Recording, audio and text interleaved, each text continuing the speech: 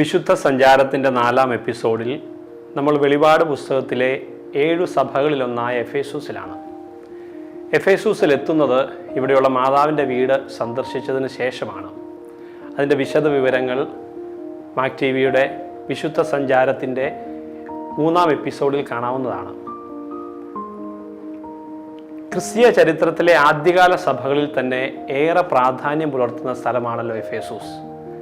എഫേസൂസിൻ്റെ ഇന്നുള്ള കാഴ്ചകളിലേക്കും ചരിത്രത്തിലേക്കും Mac T വിയുടെ പ്രേക്ഷകർക്ക് ഹൃദ്യമായ സ്വാഗതം.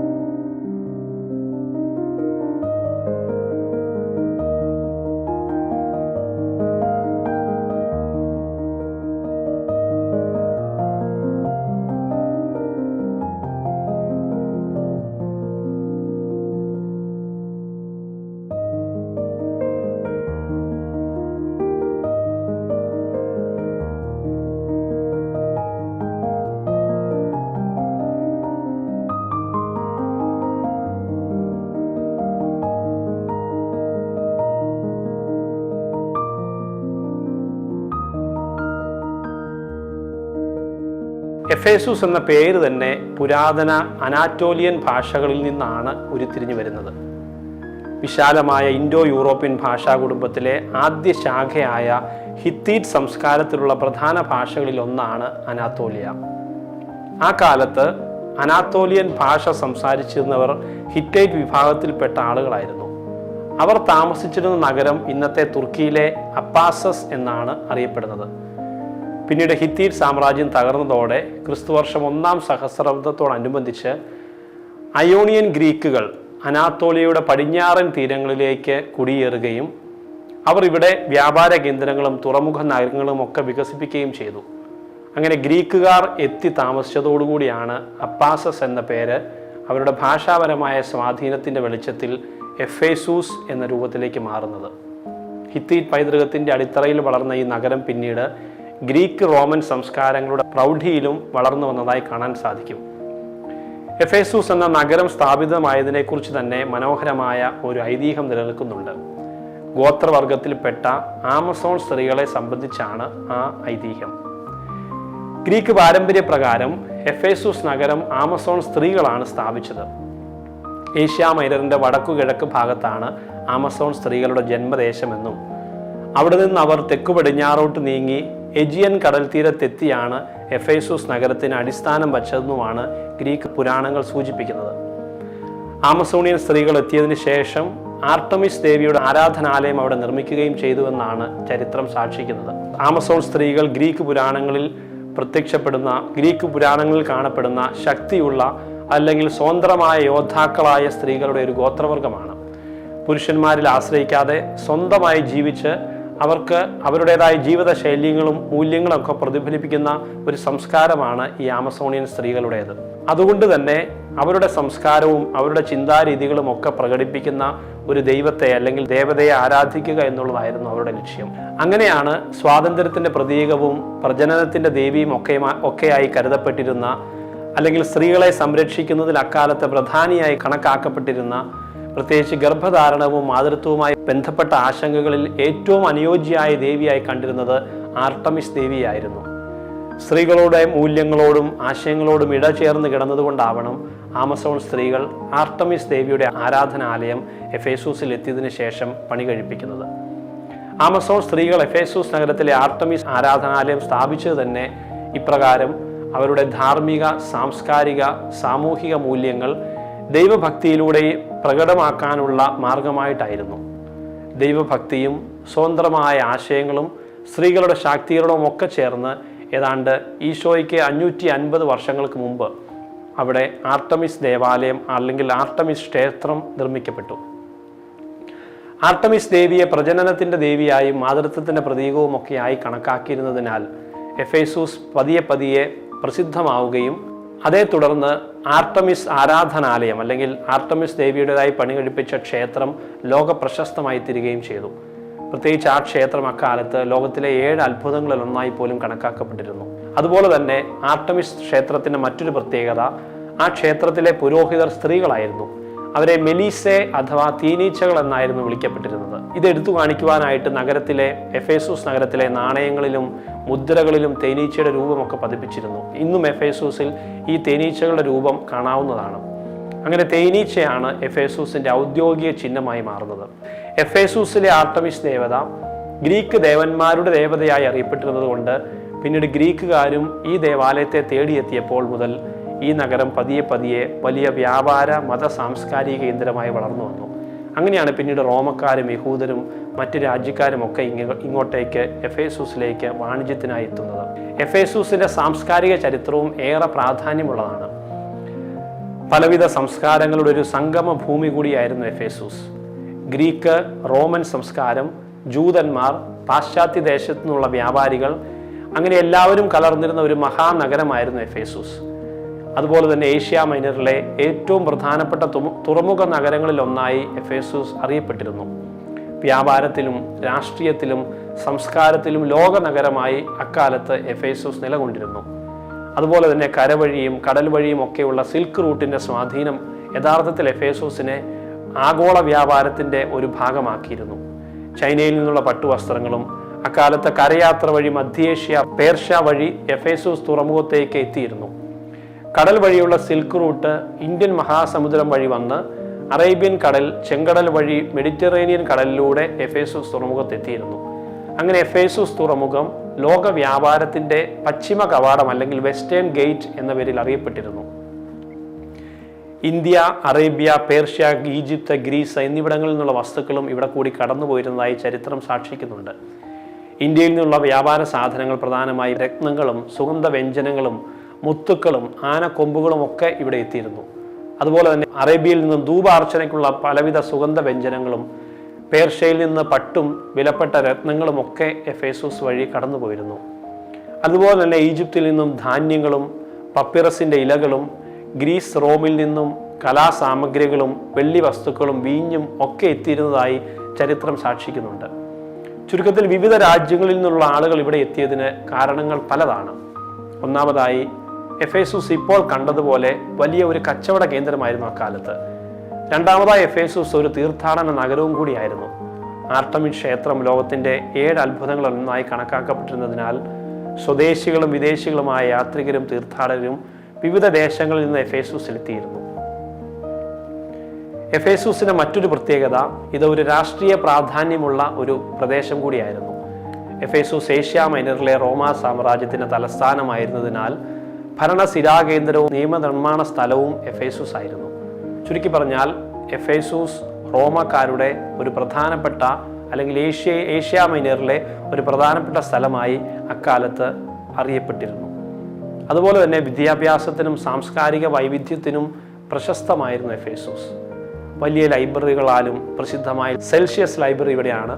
25,000 പേർക്ക് ഇരിക്കാൻ സാധിക്കുന്ന മഹത്തായ നാടകശാലകളും തിയേറ്ററുകളും ജിംനേഷ്യങ്ങളും ലോകപ്രശസ്തരായ ദാർശനിക പണ്ഡിതന്മാരാലും എഫേസൂസ് പ്രശസ്തമായിരുന്നു. അങ്ങനെ ജൂതന്മാരും ഗ്രീക്കുകാരും റോമക്കാരും തമ്മിലുള്ള ആശയവിനിമയത്താൽ എഫേസൂസ് നഗരം പലവിധ ചിന്താധാരകളുടെയും സാംസ്കാരിക വൈവിധ്യത്തിൻ്റെയും സംഗമ കേന്ദ്രം കൂടിയായി മാറി. ചുരുക്കത്തിൽ വ്യാപാരങ്ങളും തീർത്ഥാടനവും പലവിധ ദാർശനിക ചിന്തകളും ഒക്കെ സംഗമവേദിയായ എഫേസൂസ് ഒരു അന്തർദേശീയ സ്വഭാവമുള്ള നഗരമായി തീർന്നു.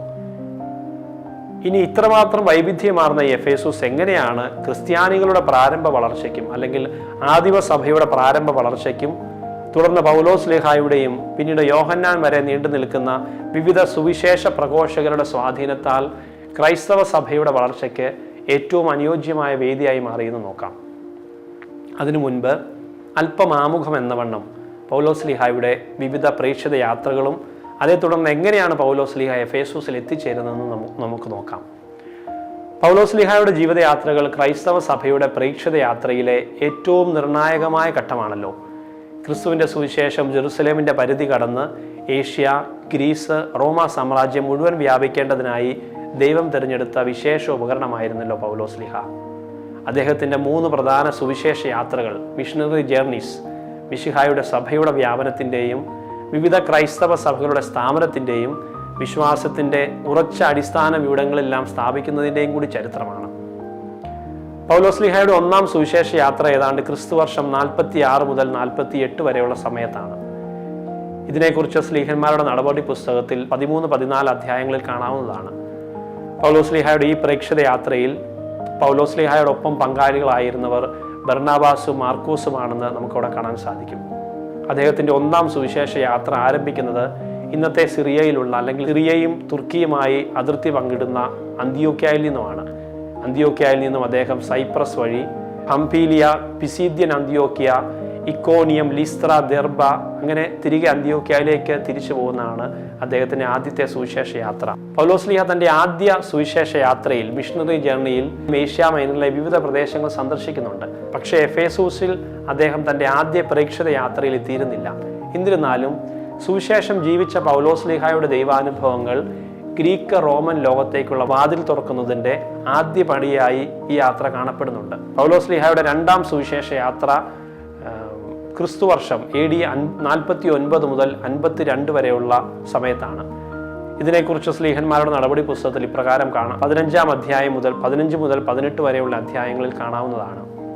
പൗലോസ്ലീഹയുടെ ഈ പ്രേക്ഷിത യാത്രയിൽ പൗലോസ്ലീഹയോടൊപ്പം പങ്കാളികളായവർ തിമോത്തിയോസും ലൂക്കായുമാണ്. 2-ാം സുവിശേഷ യാത്രയും ആരംഭിക്കുന്നത് സിറിയയ്ക്ക് അടുത്തുള്ള അന്ത്യോക്യയിൽ നിന്നുമാണ്.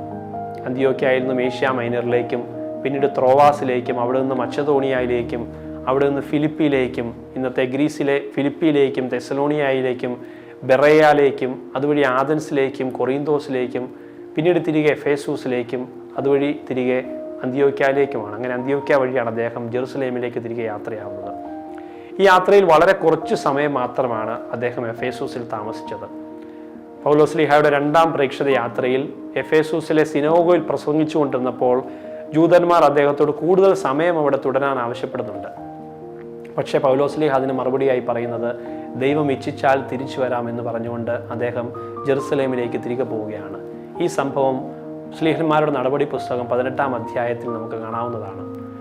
പൗലോസ്ലീഹ എഫേസൂസിൽ അധികകാലം താമസിച്ചില്ലെങ്കിലും അദ്ദേഹത്തിന് ഈ ചുരുങ്ങിയ സമയം ഭാവിയിൽ എഫേസൂസിൽ ചെയ്യാനുള്ള വലിയ ദൗത്യത്തിൻ്റെ മുന്നൊരുക്കമായി മാറിയിരുന്നു. ഇനി നമ്മൾ പൗലോസ്ലീഹയുടെ 3-ാം സുവിശേഷ യാത്രയെക്കുറിച്ച് ചിന്തിക്കുമ്പോൾ, പൗലോസ്ലീഹയുടെ 3-ാം സുവിശേഷ യാത്ര ആരംഭിക്കുന്നത് ക്രിസ്തുവർഷം 53 മുതൽ 57 വരെയുള്ള കാലഘട്ടത്താണ്. ഇതിനെക്കുറിച്ച് സ്ലീഹന്മാരുടെ നടപടി പുസ്തകം 18-ാം അധ്യായം 18 മുതൽ 21 വരെയുള്ള അധ്യായത്തിൽ നമുക്ക് കാണാൻ സാധിക്കും. 3-ാം സുവിശേഷ യാത്രയും ആരംഭിക്കുന്നത് സിറിയയുടെ അതിർത്തിയിൽ കാണപ്പെടുന്ന അന്ത്യോക്യയിൽ നിന്നും, അതുവഴി ഗലാത്യയിലേക്കും, പിന്നീട് ഗലാത്യയിൽ നിന്ന് ഫ്രിഗ്യയിലേക്കും, അവിടുന്ന് എഫേസൂസിലേക്കും. എഫേസൂസിൽ 3-ാം സുവിശേഷ യാത്രയിലാണ് ഏറ്റവും കൂടുതൽ കാലം താമസിക്കുന്നത്. ഏതാണ്ട് 3 വർഷത്തോളം അദ്ദേഹം എഫേസൂസിൽ താമസിക്കുന്നുണ്ട്. എഫേസൂസിൽ നിന്നും തിരികെ മക്കദോണിയയിലേക്കും, ഫിലിപ്പിയിലേക്കും, തെസ്സലോനിക്കയിലേക്കും, അതുവഴി കൊറിന്തോസിലേക്കും, തിരിച്ചും മക്കദോണിയയിലേക്കും, ട്രോവാസിലേക്കും, മിലേത്തിലേക്കും ഒക്കെ വഴി പോയിട്ടാണ് അദ്ദേഹം ജെറുസലേമിലെത്തി 3-ാം സുവിശേഷ യാത്ര, പ്രേക്ഷിത യാത്ര അവസാനിപ്പിക്കുന്നത്. പൗലോസ്ലീഹയുടെ ഈ യാത്രയിലാണ് അദ്ദേഹം ഏറ്റവും ദീർഘകാലം, ഏതാണ്ട് 3 വർഷത്തോളം എഫേസൂസിൽ താമസിക്കുന്നത്. ആദ്യം എഫേസൂസിലെ സിനഗോഗുകളിൽ പ്രസംഗിച്ചെങ്കിലും പലവിധ എതിർപ്പുകൾ നേരിടേണ്ടി വന്നപ്പോൾ, പ്രത്യേകിച്ച് ടൈറന്നൂസിൻ്റെ സ്കൂളിൽ അദ്ദേഹം ദിവസേന പഠിപ്പിച്ചിരുന്നു എന്ന് സ്ലീഹന്മാരുടെ നടപടി പുസ്തകം 19-ാം അധ്യായം 9-ാം വാക്യത്തിൽ കാണാവുന്നതാണ്. അങ്ങനെ ചരിത്രകാരന്മാർ പറയുന്നതനുസരിച്ച് പൗലോസ്ലീഹ ഉച്ചക്കത്തെ വിശ്രമ സമയത്ത്, അതായത് രാവിലെ 11 മണി മുതൽ വൈകുന്നേരം 4 മണി വരെയുള്ള സമയത്ത് ആളുകൾ വിശ്രമിക്കുമ്പോൾ സുവിശേഷം പ്രഘോഷിക്കുമായിരുന്നു. തൽഫലമായി പതിയെ ഏഷ്യയിലെ എല്ലാവരും, ജൂതരും ഗ്രീക്കുകാരും എഫേസൂസിലുണ്ടായിരുന്ന പല നാട്ടുകാർ, അവരെല്ലാം കർത്താവിൻ്റെ വചനം കേട്ടുവന്ന് സ്ലീഹന്മാരുടെ നടപടി പുസ്തകം 19-ാം അധ്യായത്തിലും 10-ാം വാക്യത്തിൽ കാണാവുന്നതാണ്. ഇങ്ങനെ പൗലോസ്ലീഹ മുഖാന്തിരം ദൈവം ധാരാളം അത്ഭുതങ്ങൾ നടത്തുന്നുണ്ട് എഫേസൂസിൽ. അദ്ദേഹത്തിൻ്റെ വസ്ത്ര കഷ്ണങ്ങൾ പോലും രോഗികൾ കൊണ്ടുപോയി അവർക്ക് രോഗശാന്തി ഉണ്ടായിരുന്നതായി സ്ലീഹന്മാരുടെ നടപടി പുസ്തകം 19-ാം അധ്യായം 11-12 വാക്യങ്ങളിൽ കാണാൻ സാധിക്കും. എഫേസൂസ് മന്ത്രവാദത്തിലും ദാർശനികവാദങ്ങളിലും പ്രശസ്തമായ നഗരമായിരുന്നു. എന്നാൽ സുവിശേഷത്തിൻ്റെ ശക്തി മൂലം വിശ്വാസികളായവർ മന്ത്രവാദ ഗ്രന്ഥങ്ങൾ പൊതുജനങ്ങൾക്ക് മുമ്പിൽ കത്തിച്ചു എന്ന് കാണാൻ സാധിക്കും. ആ കത്തിച്ച ഗ്രന്ഥങ്ങളുടെ വില ഏതാണ്ട് 50,000 ദ്രാക്മയായിരുന്നു. ഒരു ദ്രാക്മ എന്ന് പറയുന്നത് ഒരു ദിവസത്തെ വേതനത്തിന് തുല്യമാണ്. അങ്ങനെ കണക്കാക്കുമ്പോൾ 50,000 ദിവസത്തിൻ്റെ അത്രയും വിലപിടിപ്പുള്ള, അല്ലെങ്കിൽ 50,000 ദിവസ വേതനത്തിൻ്റെ വിലപിടിപ്പുള്ള പുസ്തകങ്ങൾ സുവിശേഷം കേട്ട് മാനസാന്തരപ്പെട്ടവർ കത്തിച്ചു കളയുന്നതായിട്ട് അപ്പോസ്തലന്മാരുടെ നടപടി പുസ്തകം 19-ാം അധ്യായത്തിൽ കാണാൻ സാധിക്കും. ഇപ്രകാരമുള്ള പ്രവൃത്തികൾ ചൂണ്ടുന്നത്, അല്ലെങ്കിൽ ഇപ്രകാരമുള്ള സംഭവങ്ങൾ ചൂണ്ടുന്നത് ഒരു സമൂഹത്തിൻ്റെ ആത്മീയ പുനരുജ്ജീവനത്തിനും പഴയ ജീവിതത്തിൽ നിന്നുള്ള വേർപാടിനും ഒക്കെ കാരണമാകുന്ന ഒരു തീക്ഷ്ണമതിയായ സുവിശേഷ പ്രഘോഷകനായ പൗലോസ്ലീഹായെയാണ്.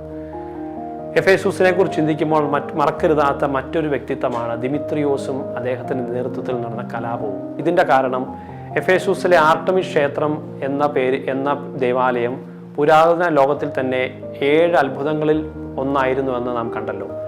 അതിനാൽ തന്നെ കലാകാരന്മാർക്ക് എഫേസൂസിനെ ചുറ്റി ധാരാളം സാമ്പത്തിക സാധ്യതകളും ഉണ്ടായിരുന്നു. ശ്ലീഹന്മാരുടെ നടപടി പുസ്തകം 19-ാം അധ്യായം 23 മുതൽ 41 വരെയുള്ള തിരുവചനങ്ങളിൽ നമുക്കിത് കാണാൻ സാധിക്കും. എഫേസൂസിലെ ജനങ്ങൾ ദിയാനയെ, ആർട്ടമിസ് ദേവിയെ വളരെ പ്രത്യേക രീതിയിൽ ആരാധിച്ചിരുന്നു. അതിനാൽ തന്നെ ആർട്ടമിസ് ദേവിയുടെ ചെറിയ വിഗ്രഹങ്ങൾ ഉണ്ടാക്കി വിൽക്കുന്ന ധാരാളം ആളുകൾ ഉണ്ടായിരുന്നു. അതിൽ പ്രധാനിയായിരുന്നു ദിമിത്രിയോസ് എന്ന വെള്ളിപ്പണിക്കാരൻ. പൗലോസ് ഒരേ ഒരു സത്യദൈവത്തെക്കുറിച്ച് എഫേസൂസിൽ പ്രസംഗിച്ചപ്പോൾ അത് ദിയാനയുടെ വിഗ്രഹത്തിന് നേരിട്ടുള്ള വെല്ലുവിളിയായി, അല്ലെങ്കിൽ അവരുടെ കച്ചവടത്തിനുള്ള ഒരു വെല്ലുവിളിയായി കണ്ടതുകൊണ്ടാവാം പൗലോസ്ലീഹായ്ക്ക് ഇവരുടെ എല്ലാം ശത്രുത സമ്പാദിക്കേണ്ടി വന്നത്. ക്രിസ്ത്യാനികളാകുന്നത് മൂലം ആർട്ടമിസ് ദേവിയോടുള്ള വിഗ്രഹാരാധന ഉപേക്ഷിക്കണമെന്നുള്ള ചിന്ത വർദ്ധിക്കുകയും അത് മതജീവിതത്തിനും എന്തിന് പ്രാദേശിക സമ്പദ് വ്യവസ്ഥയ്ക്ക് പോലും വെല്ലുവിളി ഉണ്ടാക്കുകയും ചെയ്തു. ശ്ലീഹന്മാരുടെ നടപടി പുസ്തകം 19-ാം അധ്യായത്തിൽ പറഞ്ഞിരിക്കുന്നത് പോലെ അതിനെ തുടർന്ന് എഫേസൂസിൽ ഒരു കലാപം പൊട്ടിപ്പുറപ്പെടുകയാണ്. ഇങ്ങനെ കലാപം പൊട്ടിപ്പുറപ്പെടുമ്പോൾ വെള്ളി ശില്പങ്ങളുടെ നിർമ്മാതാക്കളിൽ പ്രധാനിയായിരുന്ന ദിമിത്രിയോസ് ജനങ്ങളെ കൂട്ടി പറഞ്ഞു, ഈ പൗലോസ് കൈകൊണ്ടുണ്ടാക്കുന്നവരല്ല ദേവന്മാർ എന്ന് ഇവിടെ പഠിപ്പിക്കുകയും അതേ തുടർന്ന് ഇങ്ങനെ പോയാൽ നമ്മുടെ തൊഴിൽ നഷ്ടപ്പെടുകയും ആർട്ടമിസ് ദേവിയുടെ മഹത്വം ഇല്ലാതാവുകയും ചെയ്യുമെന്ന് ജനങ്ങളെ അറിയിക്കുകയാണ്. എഫേസൂസിലെ ആർട്ടമിസ് ആണ് ഞങ്ങൾക്ക് വലുത് എന്ന് അവിടുത്തുകാർ വിളിച്ചു പോവുകയും ഏതാണ്ട് 25,000 പേർക്ക് ഇരിക്കാവുന്ന തിയേറ്ററിൽ കലാപം നടക്കുകയും ചെയ്തു. ഇതിന് മറുപടി പറയാൻ പൗലോസ്ലീഹ തയ്യാറായെങ്കിലും അദ്ദേഹത്തിൻ്റെ ശിഷ്യരും നഗരത്തിൻ്റെ അധികാരികളും പൗലോസ്ലീഹയെ തടയുകയും അവസാനം നഗരസഭയുടെ ചുമതലയുള്ള ആളുകൾ ചേർന്ന് ജനങ്ങളെ ശാന്തരാക്കുകയുമാണ്. ഈ സംഭവമൊക്കെ ശ്ലീഹന്മാരുടെ നടപടി പുസ്തകം 19-ാം അധ്യായത്തിൽ നമുക്ക് വായിക്കാവുന്നതാണ്. കലാപങ്ങളും വിഗ്രഹാരാധനയ്ക്കെതിരായ പ്രതികരണങ്ങളും ഒക്കെ ഉണ്ടായിരുന്നുവെങ്കിലും എഫേസൂസ് സഭ പതിയെ വളരുന്നതായിട്ട് നമുക്ക് കാണാൻ സാധിക്കും. തുടർന്ന് പൗലോസ്ലീഹ പിന്നീട് മക്കതോണിയയിലേക്ക് യാത്ര തുടരുന്നതിന് ശേഷം എഫേസൂസുകാർക്ക് എഴുതുന്ന ലേഖനത്തിൽ സഭയുടെ ആത്മീയ ഐക്യം വ്യക്തമാക്കുന്നുണ്ട്. അവിടെ സഭയെ ക്രിസ്തുവിൻ്റെ ശരീരമെന്നും വിശ്വാസികളെ വിശുദ്ധന്മാർ എന്നും ഒക്കെ വിശേഷിപ്പിക്കുന്നുണ്ട്. ഇത് പൗലോസ്ലീഹ എഫേസൂസുകാർക്ക് എഴുതിയ ലേഖനം 1-ാം അധ്യായത്തിൽ കാണാവുന്നതാണ്. പൗലോസ്ലീഹയുടെ സുവിശേഷ പ്രഘോഷണത്തെ തുടർന്നുണ്ടായ കലഹം ശ്ലീഹന്മാരുടെ നടപടി പുസ്തകം 19-ാം അധ്യായത്തിൽ കാണാവുന്നതാണ്. ക്രിസ്തുവിൻ്റെ സുവിശേഷം നഗരത്തിലെ സാമൂഹിക, ആധ്യാത്മിക, മതപരമായ അടിത്തറകളെ സ്വാധീനിച്ചു എന്നതിൻ്റെ തെളിവ് കൂടിയായിരുന്നു. എഫേസൂസ് ഏഷ്യ പ്രവിശ്യയുടെ തലസ്ഥാനവും വ്യാപാര കേന്ദ്രവുമായിരുന്നതിനാൽ ഇവിടെ നിന്നുള്ള സുവിശേഷം കൊളോസോസിലും ലൗദോക്യായിലും തൈത്തീരിയയിലും പെർഗമോണിലും സാർദീസിലും ഫിലാദൽഫിയയിലും സ്മിർണയിലേക്കും ഒക്കെ വ്യാപിച്ചു. ശ്ലീഹന്മാരുടെ നടപടി പുസ്തകത്തിൽ വിവരിക്കപ്പെടുന്ന സുവിശേഷ വിപ്ലവത്തിൻ്റെ കേന്ദ്രം തന്നെയായിരുന്നു എഫേസൂസ്. ചുരുക്കി പറഞ്ഞാൽ പൗലോസ്ലീഹായുടെ 3-ാം സുവിശേഷ യാത്രയിൽ എഫേസൂസ് തന്ത്രപ്രധാനമായ ഒരു സ്ഥാനം അലങ്കരിക്കുകയാണ്. വ്യാപാരവും ആത്മീയതയും വിവിധ സംസ്കാരങ്ങളും ദാർശനിക ചിന്തകളും ഒക്കെ നിറഞ്ഞിരുന്ന നഗരമായതിനാൽ സുവിശേഷവും വേഗത്തിൽ വ്യാപിക്കുവാനുള്ള വഴിത്തിരിവ് അതിനാൽ തന്നെ ഇവിടെ സംഭവിച്ചു. പൗലോസ്ലീഹയുടെ മറ്റ് യാത്രകളെ അപേക്ഷിച്ച് എഫേസൂസിലെ പ്രവർത്തനം ദീർഘകാലവും ഗൗരവകരവുമായ മാറ്റങ്ങൾ അവിടെ സൃഷ്ടിച്ചു. അതിനാൽ എഫേസൂസ് പൗലോസിന്റെ മിഷണറി പ്രവർത്തനങ്ങളുടെ ഒരു സമാഗമ സ്ഥലം കൂടിയായിരുന്നു. പൗലോസ്ലീഹ എഫേസൂസിൽ സുവിശേഷം അറിയിക്കുന്നതിൽ അദ്ദേഹത്തിന്റെ ലേഖനങ്ങൾക്കും വലിയ പ്രാധാന്യം ഉണ്ടാകുന്നുണ്ട്. ഗ്രീക്ക്, ജൂത സംസ്കാരങ്ങളുടെ ഇടയിൽ, വ്യാപാര മതകേന്ദ്രങ്ങളുടെ ഇടയിൽ, മനുഷ്യ ചരിത്രത്തിലും സഭാചരിത്രത്തിലും എഫേസൂസ് അറിയപ്പെടുന്നത് പൗലോസ്ലീഹ എഫേസൂസുകാർക്ക് എഴുതിയ വിലപ്പെട്ട ലേഖനങ്ങളിൽ കൂടിയാണ്. പൗലോസ്ലീഹയെ ചുറ്റിപ്പറ്റിയാണ് ഇത്രയും പറഞ്ഞതെങ്കിലും പൗലോസിന് മുമ്പും ശേഷവും എഫേസൂസിൽ ഉണ്ടായിരുന്ന തീക്ഷ്ണമതികളായ സുവിശേഷ പ്രഘോഷകരെ കുറിച്ചും പറഞ്ഞാൽ മാത്രമേ എഫേസൂസിന്റെ പ്രാധാന്യവും പ്രസക്തിയും നമുക്ക് മനസ്സിലാകുകയുള്ളൂ. അതിൽ പ്രധാനിയാണ് അക്വിലയും പ്രിസ്കില്ലയും. ശ്ലീഹന്മാരുടെ നടപടി പുസ്തകം 18-ാം അധ്യായത്തിൽ റോമിൽ താമസിച്ചിരുന്ന ഒരു യഹൂദ ദമ്പതികളായിട്ടാണ് ഇവർ അറിയപ്പെടുന്നത്. ക്രിസ്തുവർഷം 49 ആണ്ടിൽ ക്ലൗഡിയസ് ചക്രവർത്തി എല്ലാ യഹൂദന്മാരെയും റോമിൽ നിന്ന് പുറത്താക്കാൻ ഉത്തരവിട്ടപ്പോൾ റോമിൽ നിന്ന് കൊറിന്തോസിലേക്ക് കുടിയേറിയ ദമ്പതികളാണ് ഇവർ. കൊറിന്തോസ് ഗ്രീസിലാണ്. അവിടെ വെച്ച് അവർ പൗലോസ്ലീഹായുടെ 2ാം പ്രേക്ഷിത യാത്രയിൽ കണ്ടുമുട്ടി. അതേ തുടർന്ന് അവർ ഒരുമിച്ച് കൂടാരപ്പണി നിർമ്മാണം ചെയ്തതായി സ്ലീഹന്മാരുടെ നടപടി പുസ്തകം 18-ാം അധ്യായത്തിൽ നമുക്ക് കാണാൻ സാധിക്കും. അങ്ങനെ പൗലോസ്ലീഹയെ പരിചയപ്പെട്ടതിന് ശേഷം പൗലോസ്ലീഹയുടെ 2ാമത്തെ സുവിശേഷ യാത്രയിൽ അദ്ദേഹം കൊറിന്തോസിൽ നിന്നും സിറിയയിലേക്ക് മടങ്ങുമ്പോൾ പ്രിസ്കില്ലയും അക്വിലയും അദ്ദേഹത്തോടൊപ്പം യാത്രയാവുന്നതും അവർ എഫേസൂസിലെത്തി. എന്നാൽ പൗലോസ്ലീഹ അവിടെ അധിക നേരം താമസിക്കാതെ അദ്ദേഹം ജെറുസലേമിലേക്ക് പോവുകയും അങ്ങനെ പ്രിസ്കില്ലയും അക്വിലയും എഫേസൂസിൽ താമസിക്കാൻ ആരംഭിക്കുകയും ചെയ്തു. ചുരുക്കി പറഞ്ഞാൽ അവർ പൗലോസിനേക്കാൾ മുമ്പ് സ്ഥിരമായി എഫേസൂസിൽ താമസിക്കാൻ തുടങ്ങി. അങ്ങനെ പ്രിസ്കില്ലയും അക്വിലയും പൗലോസിനേക്കാൾ സ്ഥിരതയോടെ എഫേസൂസിൽ താമസിക്കുകയും സഭയുടെ ആദ്യഘട്ടത്തിൽ നിർണായക പങ്ക് വഹിക്കുകയും ചെയ്തവരാണ്. അവർ പൗലോസിന്റെ സഹപ്രവർത്തകർ ആയിരുന്നുവെങ്കിലും എഫേസൂസിൽ അവരാണ് ആദ്യമായി വിശ്വാസികളെ ചേർത്ത് വയ്ക്കുന്നതും ഗാർഹിക സഭകൾ ആരംഭിക്കുന്നതും. അവരുടെ സേവന ഫലമായി പൗലോസ്ലീഹ പിന്നീട് എഫേസൂസിലെത്തിയപ്പോൾ സഭയ്ക്ക് നിലവിലുണ്ടായിരുന്ന അടിസ്ഥാനം കൂടുതൽ വ്യാപിപ്പിക്കാൻ സാധിച്ചു എന്നതാണ് ശരി. അതായത് പ്രിസ്കില്ലയും അക്വിലയും പൗലോസിന് മുമ്പ് തന്നെ എഫേസൂസിൽ സ്ഥിരമായി താമസിച്ച് അവിടെ കർത്താവിൻ്റെ സഭയ്ക്ക് അടിസ്ഥാനം ഒരുക്കുകയാണ് ചെയ്തത്. പ്രിസ്കില്ലയും അക്വിലയും എഫേസൂസിൽ എത്തിയ ശേഷം സ്ലീഹന്മാരുടെ നടപടി പുസ്തകത്തിൻ്റെ 18-ാം അധ്യായത്തിൽ ഏതാണ്ട് ക്രിസ്തുവർഷം 50കളുടെ അവസാനത്തോടുകൂടി നമ്മൾ കാണുന്ന മറ്റൊരു വ്യക്തിയാണ് അപ്പോളോസ് അലക്സാണ്ട്രിയ സ്വദേശിയാണ്. അലക്സാണ്ട്രിയ നഗരം അക്കാലത്ത് ലോകത്തിലെ ഏറ്റവും വലിയ വിദ്യാഭ്യാസ സാംസ്കാരിക കേന്ദ്രങ്ങളിൽ ഒന്നായിരുന്നു. അവിടെ ഫിലോ പോലുള്ള പ്രശസ്ത ജൂത ദാർശനികരും പ്രവർത്തിച്ചിരുന്നു. അപ്പോളോസ് ദാർശനികനും അറിയപ്പെടുന്ന വാഗ്മിയുമായിരുന്നു. എന്നാൽ അപ്പോളോസ് യോഹന്നാന്റെ മാമോദിസ വരെ വിശ്വസിച്ചിരുന്നുള്ളൂ. ഈശോയുടെ മരണവും ഉയർപ്പും പരിശുദ്ധാത്മാവിൻ്റെ വരവും സുവിശേഷത്തിൻ്റെ സത്യങ്ങളും അദ്ദേഹത്തിന് അഗ്രാഹ്യമായിരുന്നു. അപ്പോളോ എഫേസൂസിൽ പ്രസംഗിച്ചുകൊണ്ടിരിക്കുമ്പോൾ പ്രിസ്കില്ലയും അക്വിലയും അവനെക്കുറിച്ച് കേൾക്കുകയും അവർ അവനെ സ്വഗ്രഹത്തിലേക്ക് ക്ഷണിച്ച് ദൈവത്തിൻ്റെ വഴി കൂടുതൽ വ്യക്തമായി അവന് പഠിപ്പിച്ചു കൊടുക്കുകയും ചെയ്തു. ഇതോടെ അപ്പോളോസ് ഈശോ മിശിഹായുടെ സുവിശേഷത്തിൽ പൂർണ്ണമായി വിശ്വസിക്കാൻ തുടങ്ങി. ഈശോയെക്കുറിച്ച് കൂടുതൽ മനസ്സിലാക്കിയ ശേഷം അപ്പോളോസ് കൊറിന്തോസിലേക്ക് പോവുകയും അവിടെയുള്ള യഹൂദരോട് ഈശോയെക്കുറിച്ച് ശക്തമായി പ്രബോധിപ്പിക്കുകയും ചെയ്തു. ദാർശനിക ശാസ്ത്രങ്ങളുടെ പിൻബലത്തിൽ നിന്നുകൊണ്ട് തന്നെയാണ് ഈശോ തന്നെയാണ് മിശിഹ എന്ന് അപ്പോളോസ് തെളിയിച്ചത്. അങ്ങനെ കൊറിന്തോസ് സഭയിൽ പലരും അവനെ പിൻചൊല്ലുകയും ഞാൻ അപ്പോളോസിനോട് ചേർന്നവൻ എന്ന പ്രയോഗം പൗലോസ്ലീഹ എഴുതുന്നത് ഈ സംഭവത്തിൻ്റെ വെളിച്ചത്തിലാണ്. അപ്പോളോസിൻ്റെ വാഗ്മിത്വവും പാണ്ഡിത്യവും ക്രിസ്തുവിൻ്റെ സഭയ്ക്ക് വലിയൊരു ആത്മീയ ശക്തി നൽകി എന്നതിൽ സംശയമില്ല. പ്രിസ്കില്ല അക്വിലയുടെ പ്രവർത്തനത്തിൻ്റെ ഫലമായി എഫേസൂസ് സഭയിൽ സുവിശേഷത്തിൻ്റെ ഉറപ്പിന് അങ്ങനെ അടിസ്ഥാനമിടുകയാണ്. ഇതിലൂടെ എഫേസൂസ് സഭ തഴച്ചു വളരുകയും ചെയ്തു. അതിൻ്റെ പിൻബലത്തിലാണ് പൗലോസ്ലീഹായ്ക്ക് പിന്നീട് 3ാം പ്രേക്ഷിത യാത്രയിൽ എഫേസൂസിൽ ദീർഘകാലം ഏതാണ്ട് 3 വർഷത്തോളം ശക്തമായി സുവിശേഷ പ്രഘോഷണം നടത്താൻ സാധിച്ചത്. എഫേസൂസുമായി ചിന്തിക്കുമ്പോൾ പ്രധാനപ്പെട്ട മറ്റൊരു വ്യക്തിയാണ് വിശുദ്ധ തിമോത്തി. പൗലോസ്ലീഹായുടെ ആദ്യ സുവിശേഷ യാത്ര ലിസ്ത്രായിലൂടെ കടന്നു പോകുമ്പോൾ കണ്ടുമുട്ടുന്ന വ്യക്തിയാണ് തിമോത്തി. പൗലോസ്ലീഹായുടെ മിശിഹായിലുള്ള സാക്ഷ്യം കൊണ്ട് തന്നെ തിമോത്തി അദ്ദേഹത്തെ കണ്ട നാൾ മുതൽ ഉറച്ച വിശ്വാസിയായി തീർന്നു. അക്കാരണത്താലാണ് പൗലോസ്ലീഹ 2ാമത്തെ പ്രേക്ഷിത യാത്രയിൽ തിമോത്തിയെ കൂടെ കൂട്ടുന്നത്. ആദിമ സഭകൾക്ക് അവൻ നല്ല സാക്ഷ്യം നൽകും എന്ന് പൗലോസ്ലീഹായ്ക്ക് ഉറച്ച വിശ്വാസമുണ്ടായിരുന്നു. അതുകൊണ്ടാണ് അദ്ദേഹത്തെ തൻ്റെ ശിഷ്യനാക്കി മാറ്റുന്നത്. അതേ തുടർന്ന് വിവിധ പ്രദേശങ്ങളിലെ ദൗത്യങ്ങളിൽ, പ്രത്യേകിച്ച് മക്കതോണിയ, ഏതൻസ്, കൊറിന്തോസ്, തെസ്സലോണിക്ക, എഫേസൂസ് ഇവിടങ്ങളിലൊക്കെ തിമോത്തിയോസ് വിശ്വസ്തനായ സുവിശേഷ പ്രഘോഷകനായി മാറുന്നുണ്ട്. തിമോത്തിയോസിനെ കുറിച്ച് അല്പം കൂടി മനസ്സിലാക്കുന്നത് എഫേസൂസിനെ കൂടുതൽ അടുത്തറിയാൻ സാധിക്കും എന്നതുകൊണ്ട് തിമോത്തിയെ കൂടുതൽ മനസ്സിലാക്കുന്നത് വഴി എഫേസൂസിനെ കൂടുതൽ തിരിച്ചറിയാൻ സാധിക്കും എന്നുള്ളതുകൊണ്ട് നമുക്ക് ഇനിയുള്ള സമയം തിമോത്തിയോസിനെ കുറിച്ചും അല്പം ആഴത്തിൽ കാണാൻ ശ്രമിക്കാം.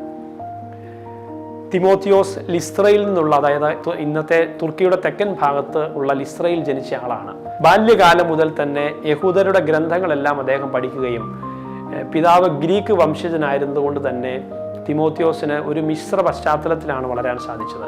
ഒരു ഭാഗത്ത് അമ്മ വഴിയുള്ള യഹൂദ പാരമ്പര്യം, മറുഭാഗത്ത് അപ്പൻ വഴിയുള്ള ഗ്രീക്ക് പാരമ്പര്യം.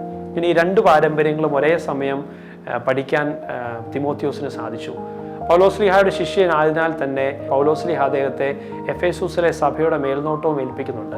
പൗലോസ്ലീഹ തിമോത്തിയോസിന് എഴുതിയ 1-ാം അധ്യായത്തിൽ 3-ാം വാക്യത്തിൽ നമുക്കത് കാണാൻ സാധിക്കും. അങ്ങനെ എഫേസൂസിലെ മെത്രാൻ സ്ഥാനം അലങ്കരിച്ചിരുന്ന തിമോത്തിയോസ് എഫേസൂസിലെ സഭയുടെ ഉത്തരവാദിത്വവും അലങ്കരിച്ചിരുന്നു. എഫേസൂസിലെ സഭയിലെ അധ്യാപകരെ പഠിപ്പിക്കുക, സുവിശേഷ പ്രഘോഷകരെ പഠിപ്പിക്കുക, അവരെ നിയന്ത്രിക്കുക, അതുപോലെ തന്നെ ആരാധനാക്രമ ഗ്രന്ഥങ്ങളും നേതൃയോഗങ്ങളും ഒക്കെ സംഘടിപ്പിക്കുക, തെറ്റായ ഉപദേശങ്ങൾക്കെതിരെ പോരാടുക, സഭയിലെ യുവാക്കൾക്ക് മാതൃകയായി തീരുക, ഇവയൊക്കെയായിരുന്നു തിമോത്തിയോസിന്റെ ഉത്തരവാദിത്വം. ഇതെല്ലാം പൗലോസ്ലീഹ തിമോത്തിയോസിന് എഴുതിയ 1-ാം ലേഖനത്തിൽ 4-ാം അധ്യായത്തിൽ നമുക്ക് കാണാൻ സാധിക്കും. തിമോത്തിയോസിന്റെ മരണത്തെക്കുറിച്ച് പറയുന്നത്, അദ്ദേഹം എഫേസൂസിലെ ആർട്ടമിസ് ദേവിയുടെ ഉത്സവത്തിനിടെ വിഗ്രഹാരാധനയ്ക്കെതിരെ ധൈര്യത്തോടെ പ്രസംഗിച്ചപ്പോൾ ജനക്കൂട്ടം അദ്ദേഹത്തെ ആക്രമിക്കുകയും കല്ലെറിഞ്ഞ് കൊന്നുകളയുകയും ചെയ്തു എന്നാണ്. ഏതാണ്ട് ക്രിസ്തുവർഷം 97-നും 100-നും ഇടയ്ക്കാണ് ഈ കാര്യങ്ങൾ സംഭവിക്കുന്നത്. അങ്ങനെയാണ് ശിഷ്യത്വത്തിൻ്റെ വിശ്വസ്ത മാതൃക എടുത്തു കാട്ടാൻ പൗലോസ്ലീഹ തിമോത്തിയോസിനുള്ള ലേഖനത്തിൽ ഞാൻ നല്ല ഓട്ടം ഓടുകയും വിശ്വാസം കാത്തു സൂക്ഷിക്കുകയും ചെയ്തു എന്ന പ്രയോഗം ചേർക്കുന്നത്. വിശ്വാസത്തിനു വേണ്ടി ജീവിക്കുകയും മരിക്കുകയും ചെയ്ത ആദ്യകാല സഭാ സമൂഹത്തിൻ്റെ പ്രതിനിധി കൂടിയാണ് തിമോത്തിയോസ്. സഭാചരിത്രത്തിൽ തിമോത്തിയുടെ മഹത്വം വിശുദ്ധമായ സ്മരണകളാൽ ദീപ്തമാണ്. മിശിഹായുടെ സഭയുടെ ഒരു നിയതമായ ഭരണക്രമത്തിന് പോലും തുടക്കം കുറിച്ചത് തിമോത്തിയോസ് എഫേസോസിലെ ബിഷപ്പാകുന്നതോടുകൂടിയാണ്. സത്യത്തിൽ ഉറച്ചു നിൽക്കുക, വിഗ്രഹാരാധന അല്ലെങ്കിൽ തെറ്റായ ഉപദേശങ്ങൾ, ലോകത്തിൻ്റെ സമ്മർദ്ദങ്ങൾക്കെതിരെ പോരാടുക, ഇതിനിടയിലെല്ലാം ഈശോയ്ക്ക് സാക്ഷ്യം നൽകുക, ജീവൻ കൊടുത്തുപോലും ഈശോയുടെ സുവിശേഷം സാക്ഷ്യം നൽകുക എന്നിങ്ങനെയുള്ള മഹനീയ മാതൃകകളാണ് തിമോത്തിയോസിൻ്റെ ജീവിതം പഠിപ്പിക്കുന്ന പുണ്യങ്ങൾ. ഇനിയാണ് യോഹന്നാൻ എഫേസോസിൽ എന്ന വിശുദ്ധ കുർബാനയിൽ ആലപിക്കുന്നതിന് കാരണം തിരയാൻ നമ്മൾ പോകുന്നത്. ക്രിസ്തുവർഷം 70-നോടടുത്ത് ജെറുസലേം തകർക്കപ്പെടുന്നതിനെ തുടർന്ന് ശിഷ്യന്മാരെല്ലാവരും ലോകത്തിൻ്റെ പല ഭാഗങ്ങളിലേക്ക് സുവിശേഷം അറിയിക്കുവാൻ വേണ്ടിയിട്ട് യാത്രയാകുന്നുണ്ട്. അങ്ങനെ യോഹന്നാൻ എഫേസൂസിലേക്കാണ് സുവിശേഷം അറിയിക്കുവാൻ വേണ്ടിയിട്ട് എത്തുന്നത്.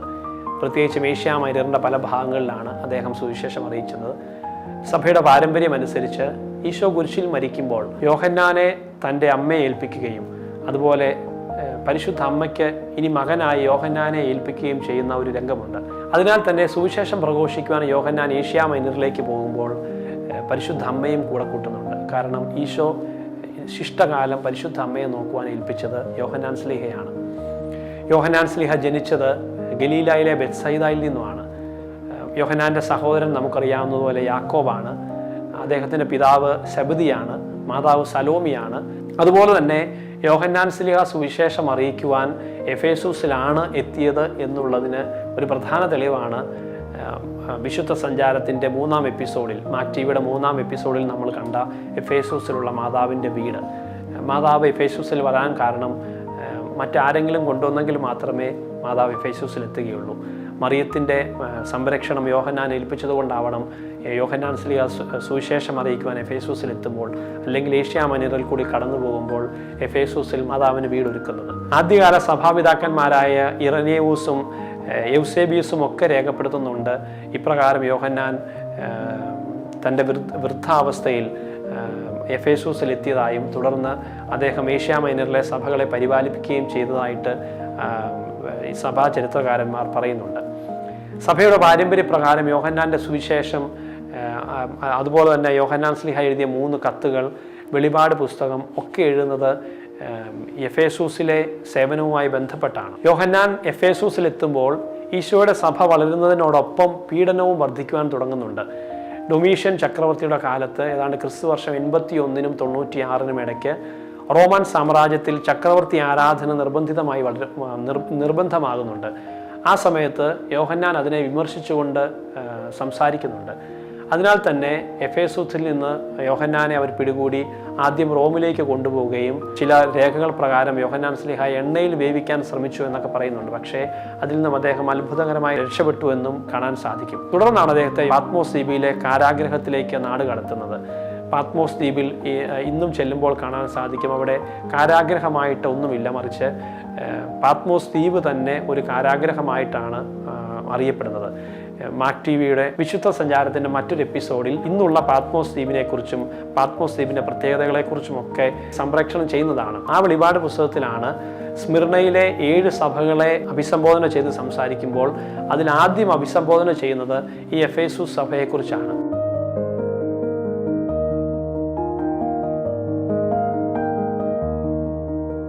വിശുദ്ധ യോഹന്നാൻ്റെ വെളിപാട് 2-ാം അധ്യായം 1 മുതൽ 7 വരെയുള്ള വാക്യങ്ങൾ. എഫേസൂസിലെ സഭയ്ക്കുള്ള സന്ദേശം. എഫേസോസിലുള്ള സഭയുടെ ദൈവദൂതന് എഴുതുക.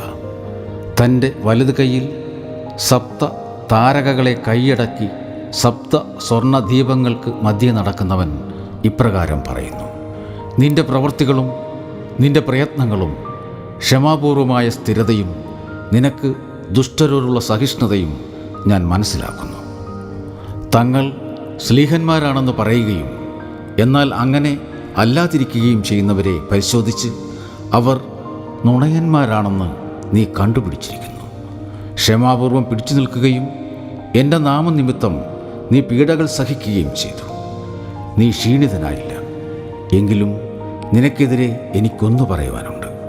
നിനക്കാദ്യമുണ്ടായിരുന്ന സ്നേഹം നീ പരിത്യജിച്ച് കളഞ്ഞു. അതുകൊണ്ട് നീ ഏതവസ്ഥയിൽ നിന്ന് വീണുപോയെന്ന് ചിന്തിക്കുക.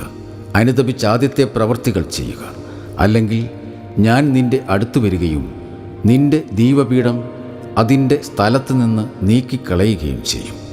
എന്നാൽ നിനക്ക് ഈ ഗുണമുണ്ട്: നിക്ലാവോസ് പക്ഷക്കാരുടെ ചെയ്തികൾ നീ വെറുക്കുന്നു. അവ ഞാനും വെറുക്കുന്നു. അരൂപി സഭകളോട് അരുളിച്ചെയ്യുന്നത് ചെവിയുള്ളവൻ കേൾക്കട്ടെ. വിജയിയാകുന്നവന് ദൈവത്തിൻ്റെ പറുദീസായിലുള്ള ജീവവൃക്ഷത്തിൽ നിന്ന് ഭക്ഷിക്കുവാൻ കൊടുക്കും. പിന്നീട് ക്രിസ്തുവർഷം ഏതാണ്ട് 96 ഡൊമീഷ്യൻ ചക്രവർത്തി മരിക്കുകയും പുതിയ ചക്രവർത്തിയായി നേർവ അധികാരത്തിൽ വരികയും ചെയ്യുമ്പോൾ യോഹന്നാൻ ശ്ലീഹ പാത്മോസ് ദ്വീപിൽ നിന്നും എഫേസൂസിലേക്ക് തിരികെ മടങ്ങുന്നതായിട്ട് കാണാം. തുടർന്ന് രക്തസാക്ഷിത്വം അനുഭവിക്കാതെ വാർദ്ധക്യം മൂലം ഏതാണ്ട് ക്രിസ്തുവർഷം 100 മരിക്കുന്ന ഏക ഈശോയുടെ ശിഷ്യനായി മാറുകയും ചെയ്തു. എഫേസൂസിൽ ഇന്നുമുള്ള ബെസിലിക്ക ഓഫ് സെൻറ്റ് ജോൺ, വിശുദ്ധ യോഹന്നാൻ ശ്ലീഹയുടെ നാമത്തിൽ അറിയപ്പെടുന്ന പള്ളിയിൽ യോഹന്നാൻ ശ്ലീഹായുടെ പള്ളിയുടെ അവശേഷിപ്പുകൾക്കിടയിൽ യോഹന്നാൻ ശ്ലീഹായുടെ ശവകുടീരം ഇന്നും നമുക്ക് കാണാൻ സാധിക്കും. ക്രിസ്തുവർഷം 6-ാം നൂറ്റാണ്ടിൽ പിന്നീട് ബൈസന്റിയൻ ചക്രവർത്തി ജസ്റ്റീനിയൻ യോഹന്നാൻ്റെ എഫേസൂസിലുള്ള കല്ലറയുടെ മുകളിൽ ഒരു വലിയ ബെസിലിക്ക പണിയുകയും പിന്നീട് കാലക്രമേണ ആ ബെസിലിക്കയും തകരുകയും എങ്കിൽ പോലും ഇന്നും യോഹന്നാൻ ശ്ലീഹായുടെ ശവകുടീരം എഫേസൂസിൽ ഈ ബെസിലിക്ക പണിതതിൻ്റെ അടുത്തായിട്ട് നമുക്ക് കാണാൻ സാധിക്കും. ഇപ്പോഴും തീർത്ഥാടകർ സന്ദർശിക്കുന്ന ഒരു സ്ഥലമാണ് എഫേസൂസിലെ യോഹന്നാൻ്റെ കബറിടം. ഇങ്ങനെ ഗലീലയിൽ നിന്നും വിളിക്കപ്പെട്ട ഏക ശിഷ്യനായും ഈശോയുടെ പ്രിയപ്പെട്ട ശിഷ്യനായും അല്ലെങ്കിൽ മറിയത്തോടൊപ്പം എഫേസൂസിൽ പാർത്ത ശ്ലീഹായായും വെളിപാട് സ്വീകരിച്ച സുവിശേഷകനായും സ്നേഹത്തിൻ്റെ അപ്പസ്തോലനായും അവസാനം വരെ വിശ്വസ്തനായ സാക്ഷിയായും അറിയപ്പെട്ട് എഫേസൂസിലെ സഭയുടെ ചരിത്രത്തിലും ലോകസഭയുടെ ആത്മീയ പൈതൃകത്തിലും യോഹന്നാൻ അനശ്വരനായ ശ്ലീഹായായി സുവിശേഷ പ്രഘോഷകനായി നിലനിൽക്കുകയാണ്. ചുരുക്കത്തിൽ പൗലോസ് ശ്ലീഹായുടെ സ്വാധീനത്താൽ ഉടലെടുത്ത ഇപ്രകാരമുള്ള വിശുദ്ധ വ്യക്തികളാൽ എഫേസൂസ് സഭ ഏറെ ശക്തമായി തുടങ്ങുകയാണ്. പൗലോസ് ശ്ലീഹായുടെ സുവിശേഷ പ്രഘോഷണം മൂലം അല്ലെങ്കിൽ പൗലോസ് ശ്ലീഹായുടെ നേരിട്ടും അല്ലാതെയുമുള്ള സുവിശേഷ പ്രഘോഷണത്തിലൂടെ എഫേസൂസിൽ തിമോത്തിയോസ് ആദ്യത്തെ ബിഷപ്പാകുന്നു. വിശുദ്ധ യോഹന്നാൻ്റെ സുവിശേഷ പ്രഘോഷണത്തിന് ശേഷം എഫേസൂസ് ക്രൈസ്തവ ലോകത്തിൽ വളരെ പ്രധാനപ്പെട്ട ഒരു നഗരമായി മാറി. ക്രിസ്തുവർഷം 2-3 നൂറ്റാണ്ടുകളിൽ എഫേസൂസ് ഏഷ്യ മൈനറിലെ തന്നെ തത്വചിന്തയുടെയും ക്രൈസ്തവ സഭയുടെയും ഒരു കേന്ദ്രമായി വളർന്നു വന്നു. അന്ത്യോക്യയിലെ ഇഗ്നേഷ്യസും അദ്ദേഹത്തിൻ്റെ കത്തുകളിൽ ഇപ്രകാരം എഫേസൂസിലെ വിശ്വാസികളുടെ സമർപ്പണത്തെയൊക്കെ എടുത്തു കാട്ടുന്നുണ്ട്. പിന്നീട് 4-5 നൂറ്റാണ്ടുകളിൽ ഈശോയുടെ സ്വഭാവത്തെക്കുറിച്ചുള്ള തർക്കങ്ങൾ എഫേസൂസ് സഭയിൽ ശക്തമായി വന്നു. ഇതിൻ്റെ പര്യവസാനമായി ക്രിസ്തുവർഷം 431 എഫേസൂസിൽ ഒരു കൗൺസിൽ ചേരുകയും ഈ കൗൺസിലിൽ പരിശുദ്ധ മറിയത്തെ ദൈവമാതാവ് എന്ന് ഔദ്യോഗികമായി പ്രഖ്യാപിക്കുകയും ചെയ്തു. എന്നാൽ അന്ത്യോക്യൻ പാഠശാലയിൽ നിന്നും വന്ന പിന്നീട് കോൺസ്റ്റാന്റിനോപ്പിൾ പാത്രിയർക്കീസുമായ നെസ്തോറിയസ് ഇതിനെതിരെ ഒരു വാദമുണ്ടെന്ന് ഉന്നയിക്കുകയും മറിയം തിയോത്തോക്കോസ് ദൈവത്തിൻ്റെ അമ്മയല്ല, മറിച്ച് ക്രിസ്തോക്കോസ് ക്രിസ്തുവിൻ്റെ അമ്മ മാത്രമാണ് എന്ന് അവതരിപ്പിക്കുകയും ചെയ്തു. കാരണം മറിയം ജനിപ്പിച്ചത് ദൈവത്തിൻ്റെ ശാശ്വതമായ ദിവ്യ സ്വഭാവത്തെ അല്ല, മറിച്ച് മനുഷ്യ ശരീരം ധരിച്ച ഈശോ മിശിഹായെയാണ്.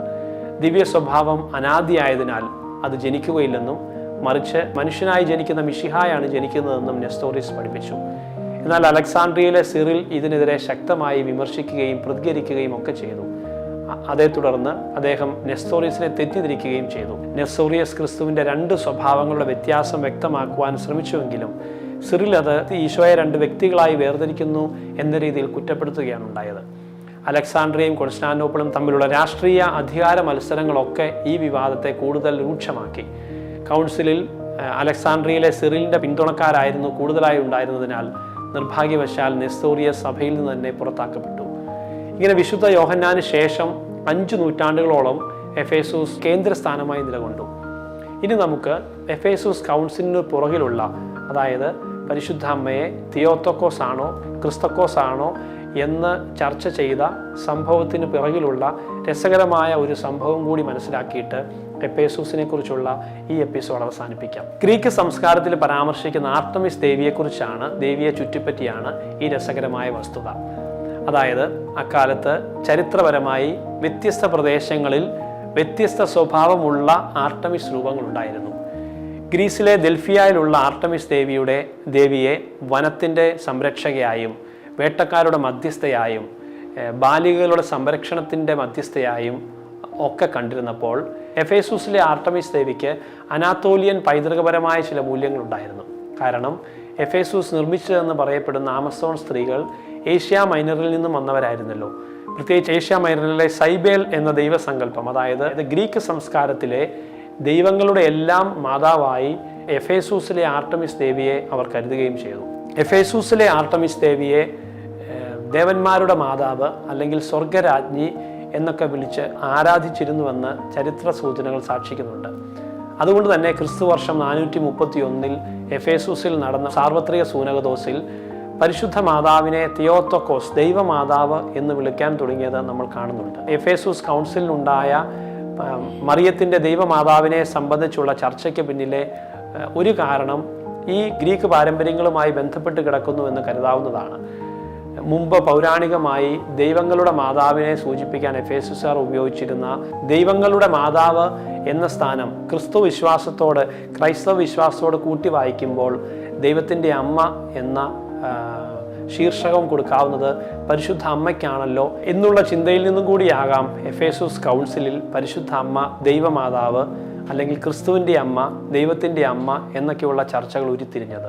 എഫേസൂസ് കൗൺസിലിൻ്റെ അന്തിമ തീരുമാനം എന്തു തന്നെ ആയിരുന്നാലും പരിശുദ്ധ അമ്മയ്ക്കുള്ള പ്രാധാന്യം ജനങ്ങൾക്ക് വ്യക്തമാക്കുവാൻ ആർട്ടമിസ് ദേവിയെ സൂചിപ്പിക്കാൻ ഉപയോഗിച്ച ദൈവമാതാവ് എന്ന ചിന്ത സഹായകരമായി ആദിമസഭയിൽ പ്രഥമ സ്ഥാനം അലങ്കരിച്ചിരുന്ന എഫേസൂസ് 7-ാം നൂറ്റാണ്ടിന് ശേഷമുണ്ടായ ഇസ്ലാമിക അധിനിവേശത്താലും എഫേസൂസിലെ ക്രിസ്ത്യാനികളുടെ കേന്ദ്രസ്ഥാനം പതിയെ നഷ്ടപ്പെട്ടു തുടങ്ങി. പിന്നീട് 14-ാം നൂറ്റാണ്ടോടുകൂടി ഒട്ടോമൻ അധിനിവേശത്താലും വിശ്വാസത്തിൻ്റെ പടുവൃക്ഷങ്ങൾക്ക് ജന്മം നൽകിയ എഫേസൂസ് പതിയെ തകർക്കപ്പെട്ടു. ക്രമേണ എഫേസൂസ് തുറമുഖം പോലും മണൽ കൊണ്ട് നിറഞ്ഞതിനാൽ വ്യാപാര സാംസ്കാരിക പ്രാധാന്യവും എഫേസൂസിൽ നഷ്ടപ്പെട്ടു. അങ്ങനെ നഗരത്തിൻ്റെ മഹത്വം നഷ്ടപ്പെട്ട് എഫേസൂസിൻ്റെ തകർച്ച ആരംഭിച്ചു. ഇന്നത് പുരാവസ്തു അവശിഷ്ടങ്ങളായി മാത്രമാണ് നിലനിൽക്കുന്നത്. പൗലോസിൻ്റെ സുവിശേഷ പ്രഘോഷണത്താലും പ്രിസ്കില്ല അക്വില ദമ്പതിമാരുടെ സേവനത്താലും അപ്പൊളോസിൻ്റെ വചനശക്തിയാലും അല്ലെങ്കിൽ തിമോത്തിയോസിൻ്റെ നേതൃപാടവത്താലും യോഹന്നാൻ്റെ വിശുദ്ധമായ ജീവിതത്താലും പരിശുദ്ധ അമ്മയുടെ നിഷ്കളങ്കമായ സാന്നിധ്യത്താലും വളർന്ന എഫേസൂസ് സഭയുടെ ആത്മീയ ഹൃദയമായി മാറി. എന്നാൽ കാലക്രമേണ നഗരത്തിൻ്റെ സാമ്പത്തിക രാഷ്ട്രീയ പ്രാധാന്യം ഇല്ലാതായതോടുകൂടി ഇന്ന് അവശിഷ്ടങ്ങൾ മാത്രമാണ് എഫേസൂസിൽ നിലനിൽക്കുന്നത്. ആ അവശിഷ്ടങ്ങളുടെ തിരുശേഷിപ്പുകളുടെ നേർക്കാഴ്ചകളിലേക്കാണ് മാക് ടിവിയുടെ പ്രേക്ഷകരെ ഇന്ന് ക്ഷണിക്കുന്നത്.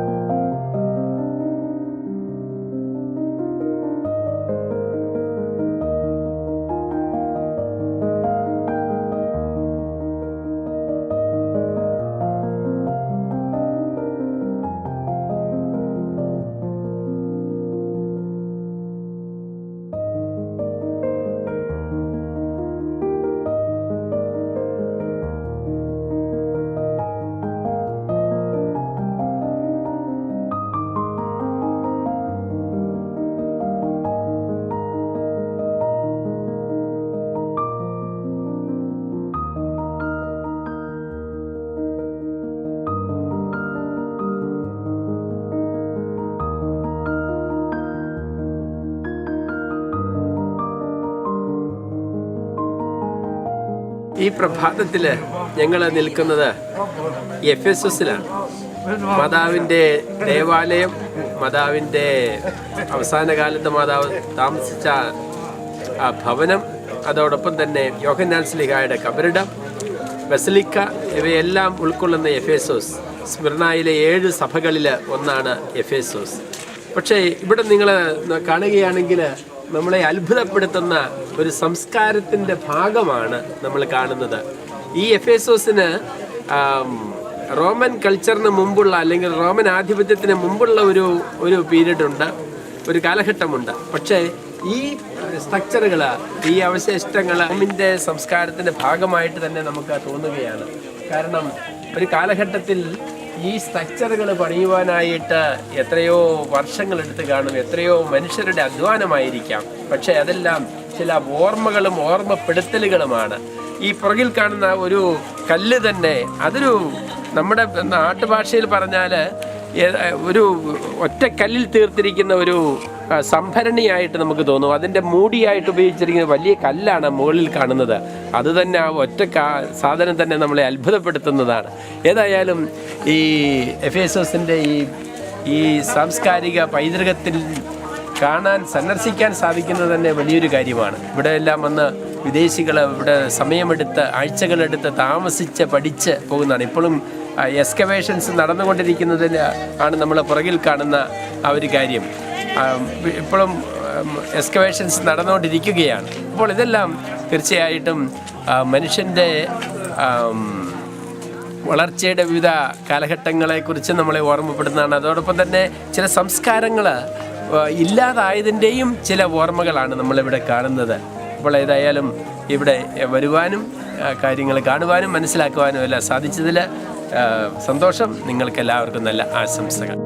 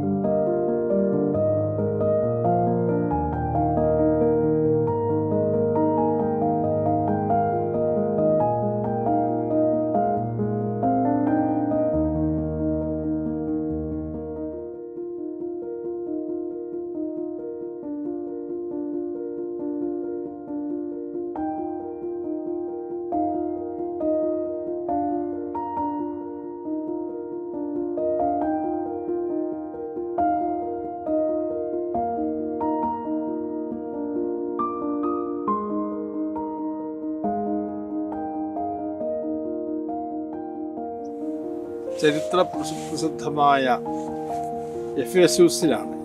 എഫേസൂസിലെ കന്യാമറിയത്തിൻ്റെ പുരാതനമായ ദേവാലയത്തിൻ്റെ അവശിഷ്ടങ്ങളുടെ മുൻപിലാണ് ഞങ്ങളിവിടെ ഇപ്പോൾ നിൽക്കുക. മാതാവിൻ്റെ പേരിൽ ആദ്യമായി നിർമ്മിക്കപ്പെട്ട ദേവാലയമാണ്. പരിശുദ്ധ അമ്മയുടെ ദൈവമാതൃ പദവി 431 എഫേസൂസ് സൂനോദോസ് പ്രഖ്യാപിക്കുകയുണ്ടായി.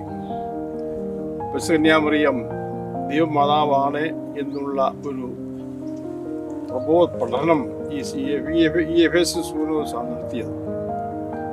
അതിന് പശ്ചാത്തലമുണ്ട്. നെസ്തോറിയസ് എന്നുള്ള സഭാപിതാവ് അവിടുത്തെ ത്രാപുരത്തെയായിരുന്നു. അദ്ദേഹം കോസ്റ്റാപ്പോളിലെ ത്രാപുരത്തെയായിരുന്നു. അദ്ദേഹം മിശിഹായുടെ ദൈവപുത്ര സ്ഥാനം നിരാകരിച്ചു എന്നുള്ള ഒരു പ്രബോധനം നടത്തി എന്നുള്ള ഒരു ആരോപണം ഉണ്ടായിരുന്നു. മാതാവിനെ ദൈവമാതാവെന്ന് വിളിക്കാൻ പാടില്ല എന്ന് അദ്ദേഹം പഠിപ്പിച്ചതായിട്ട് പറയപ്പെട്ടു. അങ്ങനെ ഈശോ വെറും ഒരു മനുഷ്യപുത്രനാണ് എന്നുള്ള രീതിയിൽ ഈശോയെ കുറിച്ച് പഠിപ്പിച്ചു എന്നുള്ള ഒരു ആരോപണം നെസ്തോറിയസിനെ കുറിച്ച് ഉന്നയിക്കുകയുണ്ടായി. ഈ ഒരു സാഹചര്യത്തിൽ നെസ്തോറിയസിനെ ഈശോനോസ് ശപിച്ചു തള്ളി എന്നുള്ളതാണ് ചരിത്രം. വാസ്തവത്തിൽ അത് ശരിയായ ഒരു നടപടിയായിരുന്നില്ല. കാരണം നെസ്തോറിയസ് ഒരിക്കലും തെറ്റായ പ്രബോധനം പഠിപ്പിച്ചിരുന്നില്ല എന്ന് പിന്നീടുള്ള പഠനങ്ങൾ, പ്രത്യേകിച്ച് അടുത്ത കാലത്ത് ഈ കഴിഞ്ഞ നൂറ്റാണ്ടിൻ്റെ അവസാനം നടത്തിയ പഠനങ്ങളിൽ തെളിയിക്കപ്പെട്ടിട്ടുണ്ട്. നെസ്തോറിയസ് മാതാവിനെ കുറിച്ച് അതുവരെയുള്ള സഭാ പാരമ്പര്യത്തെ അടിസ്ഥാനപ്പെടുത്തിയാണ് പഠിപ്പിച്ചിരുന്നത്.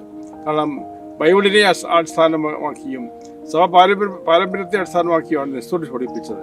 ബൈബിളിൽ ഒരിക്കലും മറിയത്തെ ദൈവമാതാവ് എന്ന് വിളിച്ചിട്ടില്ല. ബൈബിളിൽ വിളിച്ചിരിക്കുന്നത് മിശിഹായുടെ മാതാവ് എന്നാണ്. അതുപോലെ ചരിത്രത്തിൽ അതുവരെയും മാതാവിനെ ദൈവമാതാവ് വിളിച്ചിരുന്നില്ല. മിശിഹായുടെ അല്ലെങ്കിൽ ക്രിസ്തുവിൻ്റെ അമ്മ എന്നാണ് വിളിച്ചിരുന്നത്.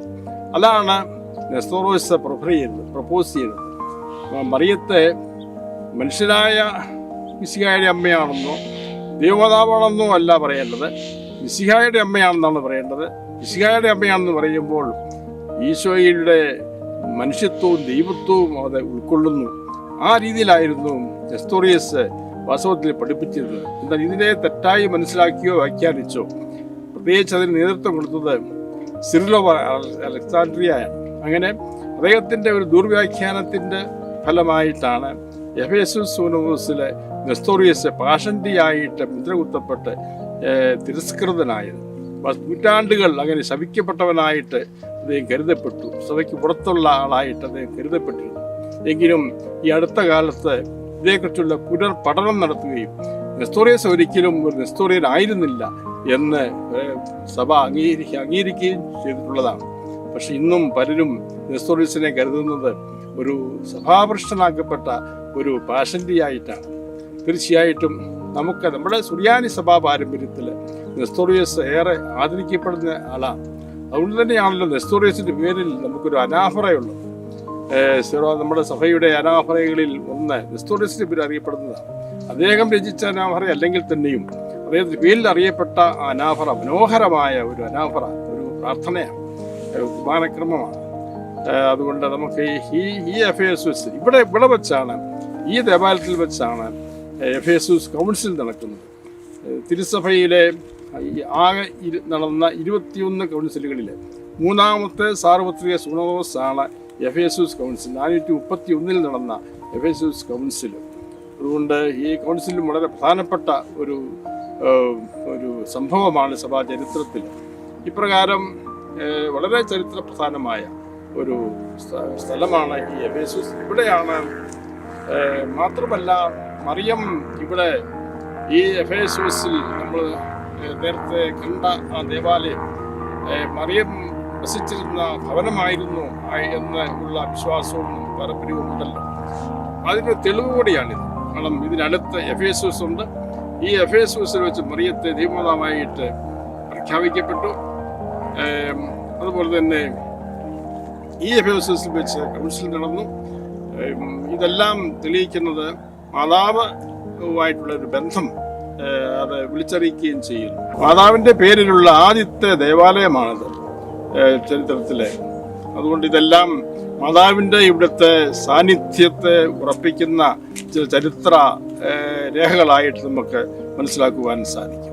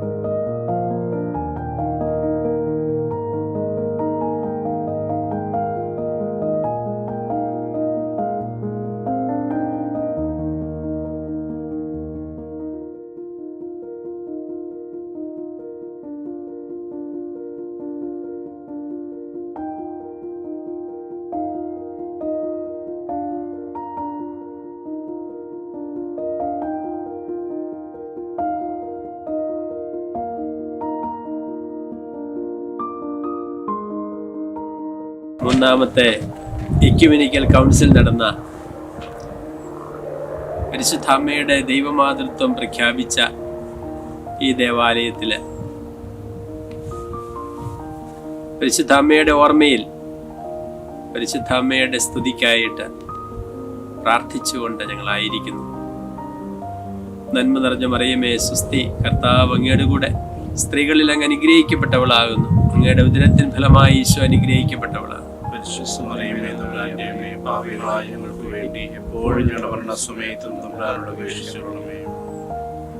സഭയില് പരിശുദ്ധാമ്മയ്ക്കുള്ള വലിയ സ്ഥാനവും പൗരസ്ത്യ സഭകളെ പരിശുദ്ധാമ്മയ്ക്ക് കൊടുക്കുന്ന വലിയ സ്ഥാനവും എല്ലാം നമുക്ക് പ്രത്യേകമായിട്ട് അനുസ്മരിച്ചുകൊണ്ട് നമ്മുടെ സിറോ മലബാർ സഭയ്ക്ക് വേണ്ടിയും പ്രത്യേകമായിട്ട് പ്രാർത്ഥിച്ച് നന്മ നിറഞ്ഞ മറിയമേ സുസ്തി, കർത്താവ് അങ്ങയുടെ കൂടെ സ്ത്രീകളിൽ അങ്ങ് അനുഗ്രഹിക്കപ്പെട്ടവളാകുന്നു.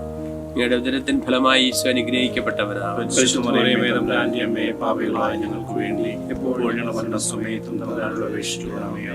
നമ്മുടെ കുടുംബങ്ങളുടെ എല്ലാ മധ്യസ്ഥയായ പരിശുദ്ധാമ്മയെ ഓർത്ത് അനുസ്മരിച്ച് നമ്മുടെ കുടുംബങ്ങൾക്ക് വേണ്ടി പ്രത്യേകം പ്രാർത്ഥിച്ച് ഈ കാലഘട്ടത്തിലെ കുടുംബങ്ങൾ അനുഭവിക്കുന്ന കുടുംബജീവിതത്തിൽ വന്നിട്ടുള്ള എല്ലാ കുറവുകളും പരിഹരിക്കുന്നതിന് വേണ്ടിയും കുടുംബങ്ങളുടെ പരിശുദ്ധിയും അവയുടെ ബന്ധവുമെല്ലാം കുടുംബ ബന്ധങ്ങളുമെല്ലാം ദൃഢമാകുന്നതിന് വേണ്ടി പ്രാർത്ഥിച്ചുകൊണ്ട് നന്മ നിറഞ്ഞ മറിയമേ സുസ്തി, കർത്താവ് അങ്ങയുടെ കൂടെ സ്ത്രീകളിൽ അങ്ങ് അനുഗ്രഹിക്കപ്പെട്ടവളാകുന്നു. അങ്ങയുടെ ഉദരത്തിൻ ഫലമായി ഈശോ അനുഗ്രഹിക്കപ്പെട്ടവനാകുന്നു.